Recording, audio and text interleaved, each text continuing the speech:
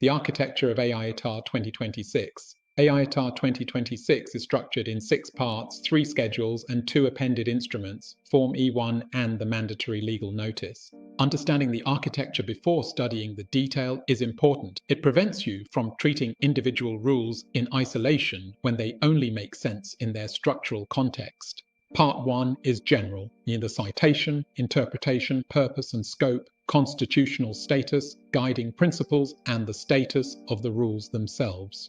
Part 2 is institutional structure, the chief adjudicator, the secretariat, and parallel proceedings. And Part 3 is intake and panel composition. In the next segment, we will examine the engine of the instrument. Part 4. Stay focused on the architecture as we move into the operational heart of the framework. Rule 4 addresses the constitutional status of an AIETAR tribunal directly.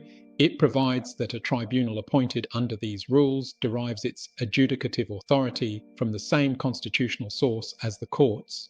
This is the sovereign power delegated by the people of Kenya to state organs under Article 1(3)(c). Independent tribunals and courts are both state organs drawing from the same constitutional source. You are not an arbitrator appointed by agreement. You are a constitutional officer exercising delegated sovereign authority. This authority is subject to the supervisory jurisdiction of the High Court under Article 165, but not to appellate jurisdiction. No court reviews your findings of fact or substitutes its own view of the merits. The High Court supervises, it does not retry. In the next segment, we will look at the scope rule and parallel jurisdiction.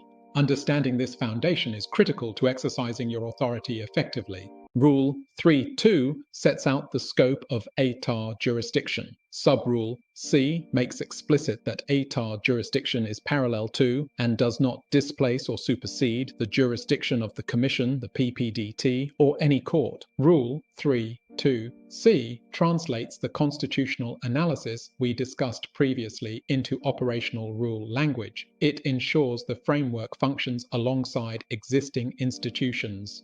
Rule 3.4 provides that every dispute is resolved exclusively by unilateral adjudication under Article 47. Contractual consensual arbitration is completely barred.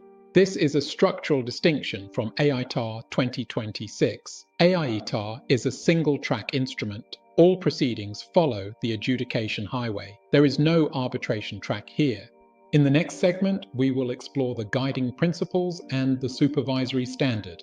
Rule 5.3 states the guiding principle for the SRT that applies equally to all AIETAR proceedings. The internal review jurisdiction exercised by the SRT is strictly supervisory and completely devoid of appellate jurisdiction.